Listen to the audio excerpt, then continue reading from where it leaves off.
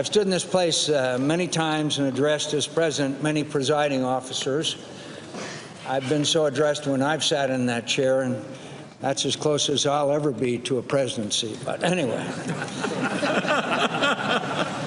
it's an honorific we're almost indifferent to, isn't it? In truth, presiding over the Senate can be a nuisance, a bit of ceremonial bore, and it is usually relegated to the more junior members of the majority.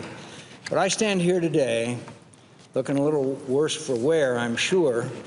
I have a refreshed appreciation for the protocols and customs of this body and for the other 99 privileged souls who have been elected to this Senate. I've been a member of the United States Senate for 30 years.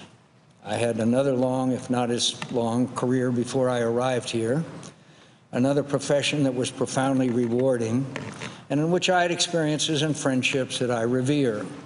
But make no mistake, my service here is the most important job I've had in my life.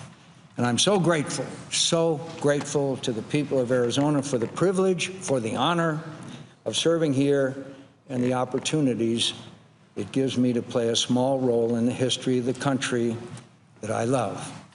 I've known and admired men and women in the Senate who played much more than a small role in our history, true statesmen, giants of American politics. They come from both parties and from various backgrounds. Their ambitions were frequently in conflict. They held different views on the issues of the day, and they often had very serious disagreements about how best to serve the national interest.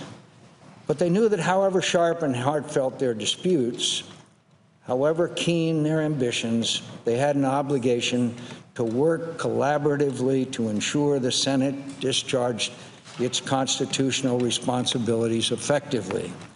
Our responsibilities are important, vitally important to the continued success of our republic, and our arcane rules and customs are deliberately intended to require broad cooperation to function well at all. The most revered members of this institution accepted the necessity of compromise in order to make incremental progress on solving America's problems and defend her from her adversaries. Hey there, thanks for checking out CNBC on YouTube. Be sure to subscribe to stay up to date on all of the day's biggest stories. You can also click on any of the videos around me to watch the latest from CNBC. Thanks for watching.